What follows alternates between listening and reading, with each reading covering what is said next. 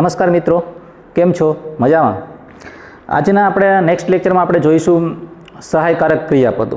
અને આગળ આપણે જોયેલું હતું કે ટુ બીના રૂપો કઈ રીતે વર્ક કરશે. ટુ બીના લેક્ચરમાં આપણે જોયેલું હતું.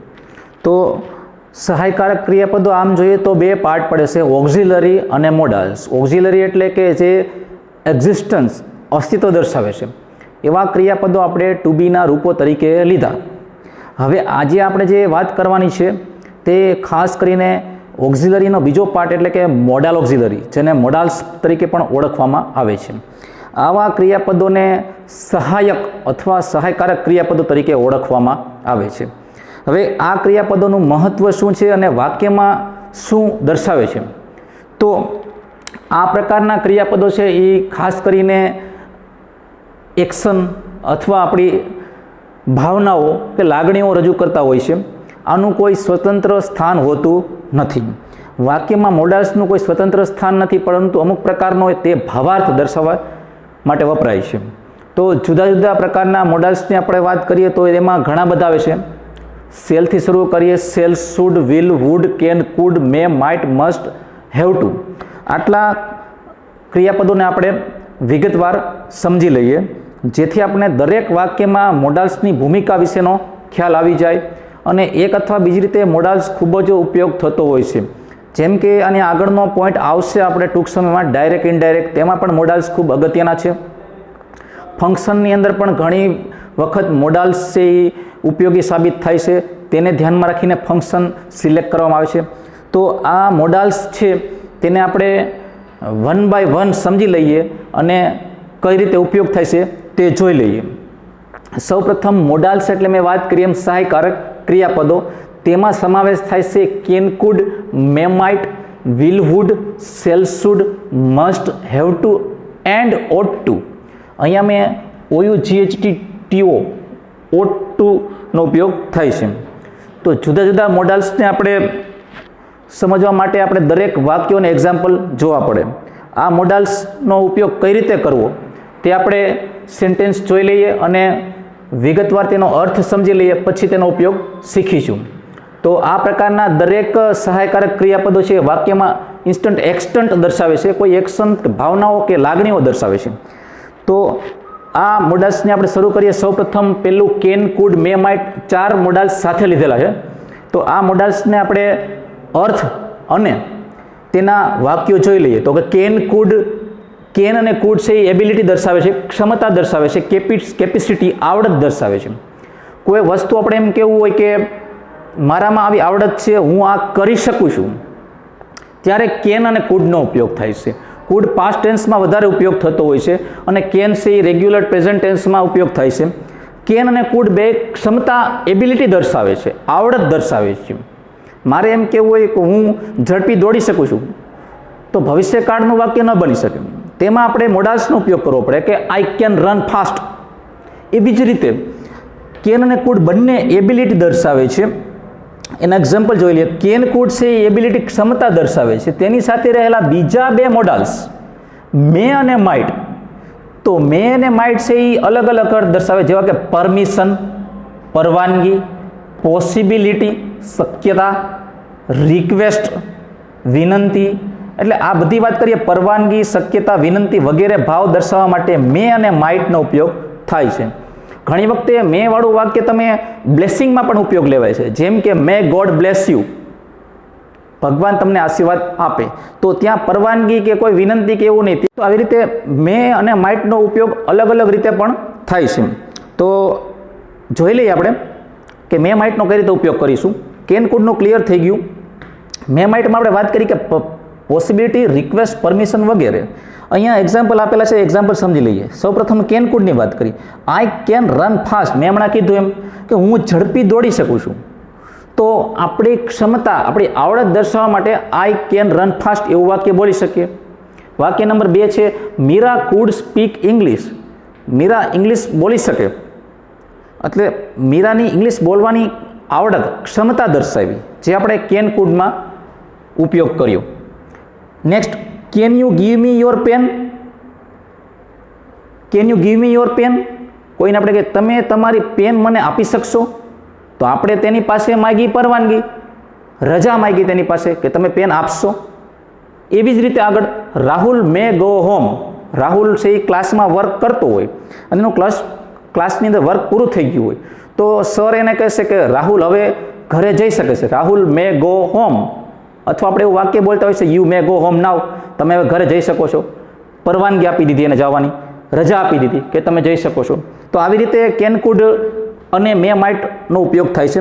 Next, food he B the thief. હવે શક્યતા દર્શાવવી હોય કે આપણે કોઈ પોલીસે ચોરને પકડ્યો હોય, આપણે ડાઉટ લાગતો હોય કે શું ખરેખર તે ચોર હશે, ચોર હોવાની શક્યતા છે, તો વાક્ય બોલવું food he B the thief. શું તે ચોર હોઈ શકે? તો એવી આપણી શક્યતા દર્શાવવા માટે કુડનો ઉપયોગ કરી શકીએ. Next, we might win the match. Match રમવા ગયા હોય તો મેચ છે એ અગાઉથી કોઈને ખ્યાલ ન હોય કોણ જીતશે, જેવું છે એનું પરફોર્મન્સ. પણ પરફોર્મન્સ સારું હોય તો આપણે અગાઉથી આઈડિયા હોય તો એવું કહી શકીએ કે we might win the match. મતલબ કે આપણે આ મેચ જીતી જઈશું, સંભાવના કરીએ આપણે કે આપણે આ મેચ જીતવાના આપણા ચાન્સીસ વધારે છે, સંભાવના વધારે છે, તો ત્યારે આપણે માઇટનો ઉપયોગ કરશે. Last, may I come in. આ વાક્ય તમે વારંવાર ક્લાસમાં ઉપયોગ કરો છો. May I come in sir. Sir પાસે પરવાનગી માગવી, રજા માગવી. તો રજા માગવાના અર્થમાં મે અથવા માઇટનો ઉપયોગ થાય છે. Food you look after baby please. અહીંયા વિનંતીના અર્થમાં કે તમે બાળકની સંભાળ થોડી વાર લેશો. હવે યાદ રાખવાનું કે વાક્યમાં પ્લીઝ અને કુડ બે ભેગું હોય તો તમારે યાદ રાખવાનું કે એ વાક્ય પ્લીઝ એટલે કે વિનંતી દર્શાવે છે.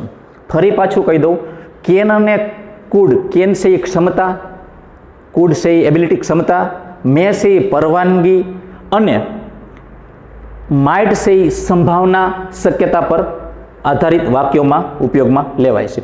ત્યારબાદ નંબર 2, વિલ અને વુડ. હવે વિલ અને વુડ છે એ આપણે પર્ટિક્યુલર આપણે આઈડિયા છે કે વિલ છે એ ભવિષ્યકાળનું ટુ બીનું રૂપ આપણે આગળ ભણી ગયા, સહાયકારક ક્રિયાપદ છે. પણ અહીં વિલનો ઉપયોગ મોડાલ્સ તરીકે આપણે લીધો છે, એક સહાયકારક ક્રિયાપદ તરીકે. કઈ રીતે? તો કે વિલ અને વુડ પ્રોબેબિલિટી સંભાવના દર્શાવે છે, ડિસિઝન નિર્ણય દર્શાવે છે, ઇન્વિટેશન આમંત્રણ માટે તેનો વાક્યમાં ઉપયોગ થાય છે, રિક્વેસ્ટ એટલે કે વિનંતીનો ભાવાર્થ દર્શાવે છે. આવા અલગ અલગ ભાવાર્થમાં આપણે વિલ અને વુડનો ઉપયોગ કરીએ છીએ. વિલ અને વુડ આગળ પણ તમારે ઇનડાયરેક્ટમાં ખૂબ કામ આવશે.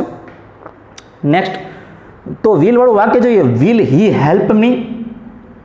આપણને આઈડિયા નથી કે તે આપણને હેલ્પ કરશે કે નહીં. સંભાવના માટે તે પ્રશ્ન પૂછ્યો આપણે, શું તે મને મદદ કરશે? মানে તેની મદદ કરવાની કોઈ સંભાવના આપણને લાગતી હોય તો આપણે એવું વાક્ય બનાવી શકીએ. બીજું, મિલન વુડ હેવ હેલ્પ યુ. એટલે આપણે એવું હોય કે મિલન નામનો સ્ટુડન્ટ છે તે આપણને મદદ કરવાની સંભાવના છે, તો આપણને કોઈ પૂછે કે મને મિલન મદદ કરશે, તો આપણે એને કહી શકીએ કે મિલન કદાચ તને મદદ કરી શકશે. મિલન વુડ હેવ હેલ્પ યુ. તો અહીંયા આપણે એ રીતે વિલ પ્રશ્નાર્થમાં વાપર્યું, અહીંયા પણ વુડ વાપર્યું, જે સંભાવના દર્શાવે છે. હવે નિર્ણય તરીકે વિલ કઈ રીતે ઉપયોગ થશે? તો કે આઈ will go to school today. વરસાદ જેવું વાતાવરણ નથી એટલે સ્કૂલે જવાનો ડિસિઝન આપણે લઈએ, I will go to school today. હું આજે સ્કૂલે જઈશ, એક નિર્ણય દર્શાવ્યો. Next, I will not talk to my friend. Friend સાથે કોઈ પ્રોબ્લેમ થઈ ગયો છે તો એવો ડિસિઝન એને ફાઇનલ લીધો કોઈએ કે હું મારા મિત્ર સાથે વાત કરીશ નહીં. I will not talk to my friend. તો અહીંયા વિલ અને વુડ નિર્ણય તરીકે પણ ઉપયોગમાં લેવાય છે. નેક્સ્ટ, વિનંતી તરીકે વિલ લેવું હોય ત્યારે શું કરવું? તો મેં કીધું એમ ત્યારે વિનંતી આવે ને ત્યારે પ્લીઝ આવે. Will you please teach me. શું તમે મને કોઈ ટોપિક શીખવશો? Would you please lift this bag. મહેરબાની કરીને તમે આ બેગ ઉચકવામાં મારી મદદ કરશો અથવા ઉચકશો. કોઈને વિનંતી કરવી હોય, would please, could please, will please આવે ત્યારે તમારે યાદ રાખવાનું કે વિનંતી દર્શાવે છે. તો આ થઈ ગઈ વિલ અને વુડની વાત. હવે વાત આવે છે સેલ અને શુડની. તો સેલ અને શુડ બે ભવિષ્યકાળમાં પણ આવી ગયા છે. અહીં આપણે મોડાલ્સ તરીકે સમજવાના છે એને. તો સેલ એટલે કે ઓર્ડર, આજ્ઞા કે આદેશ દર્શાવે છે અથવા સજેશન દર્શાવે છે, સૂચન દર્શાવે છે. શુડ છે એ કોઈ ડ્યુટી કે નૈતિક ફરજ કે કોઈ કર્તવ્ય દર્શાવે છે કે તમારે આમ કરવું જોઈએ. તો જોઈએ એ શુડ. તમારે વડીલોને માન આપવું જોઈએ. ન આપો તો એનાથી કોઈ દંડ નથી થતો, પરંતુ એક નૈતિક ફરજ બને છે આપણી. તો આવી નૈતિક ફરજ દર્શાવવા માટે શુડનો ઉપયોગ થાય છે. આદેશ આપવા માટે, આજ્ઞા આપવા માટે, હુકમ આપવા માટે શેલનો ઉપયોગ આપણે કરીએ છીએ. કઈ રીતે? તો જોઈ લઈએ બે પ્રકાર. Example 1, Raman shall apologise to his father. Apologise એટલે માફી માગવી. રમણને તેના પિતા પાસે માફી માગવી જોઈએ, એવો કોઈ આદેશ કરે તો આજ્ઞા કરવામાં આવી કે રમણને તેના પિતા સાથે અયોગ્ય વર્તન કરેલું હોય તો એપોલોજાઇઝ એટલે કે તેને માફી માગવી જોઈએ. એવો આદેશના ભાવમાં, આજ્ઞાના ભાવમાં અહીં શેલનો ઉપયોગ થયેલો છે. બીજું, he shall not enter my house again. કોઈ વ્યક્તિ છે એ યોગ્ય કાર્ય ન કરતું હોય તો તેને આપણે ઘરમાં પ્રવેશ દેવા માટે મનાઈ કરીએ ત્યારે એને આદેશ આપી શકીએ કે તે મારા ઘરમાં ફરી પ્રવેશ કરવો જોઈએ નહીં. તો he shall not enter my house again. Next, એ રીતે shall I carry your bag. અહીં સૂચન આવ્યું, સજેશન આવ્યું કે કોઈ બેગ લઈને જતા હોય, આપણે વધારે બહુ વજન લાગતું હોય તો આપણને કોઈ સૂચન કરે કે શું shell I carry your bag, હું તમારું બેગ ઉચકી લઉં, સૂચન કર્યું. Next, shall we go for A picnic. Students ઘણો સમયથી બહાર ન ગયા હોય ને ટીચિંગમાં એક ધારા બોર થઈ ગયા હોય, એવું બની ગયું હોય વાતાવરણ, ત્યારે તે શિક્ષકને એવું સૂચન કરે કે શું આપણે પિકનિકમાં બહાર ન જઈ શકીએ અથવા આપણે પિકનિકમાં બહાર જવું જોઈએ. સૂચન એવી વસ્તુ છે જેનો અમલ થાય કે ન થાય તે સૂચન સાંભળવાવાળા ઉપર ડિપેન્ડ કરે છે.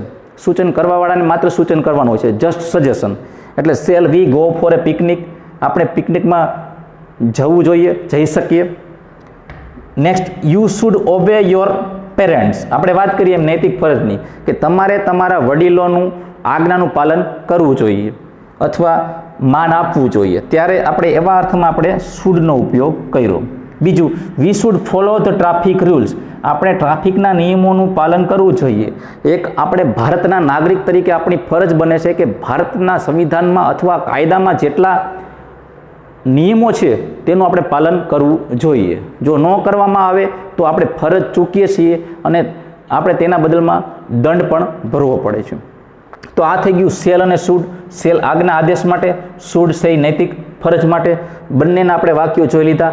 લાસ્ટ આવે છે મસ્ટ, હેવ ટુ ને ઓટ ટુ. મસ્ટ, હેવ ટુ ને ઓટ ટુ ત્રણેયના અર્થ સેમ છે. ત્રણનો ઉપયોગ ઓબ્લાઇગેશન એટલે કે નૈતિક કર્તવ્ય અથવા સલાહના ભાવમાં વપરાય છે. હવે ખાસ યાદ રાખવાનું, શુડ ને મસ્ટ તમને બે ઓપ્શન કોમ્પ્લિકેટેડ લાગતા હોય ત્યારે તમારે યાદ રાખવાનું છે કે મસ્ટ છે એ કોઈ ભારપૂર્વકની વસ્તુ કહેવા માટે વપરાય છે. મસ્ટ એવી જ જગ્યાએ વપરાય કે જેના પાલન ન કરવા બદલ કોઈ દંડ કે કોઈ શિક્ષા થતી હોય ત્યારે મસ્ટનો ઉપયોગ થાય છે. જેના પાલન ન કરવાથી કંઈક નુકસાની જતી હોય ત્યારે મસ્ટનો ઉપયોગ થાય છે.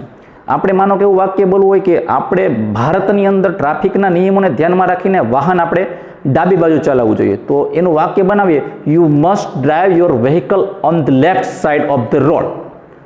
તમારું વાહન તમારે ડાબી બાજુ રોડ પર ચલાવવું જ જોઈએ. તો જે ભારપૂર્વક કહેવામાં આવ્યું ચલાવવું એ મસ્ટ છે. જો ન ચલાવો, જમણી બાજુ ચલાવો તો એક્સિડન્ટ થાય અથવા ટ્રાફિકના નિયમોના ભંગ બદલ આપણે દંડ થઈ શકે.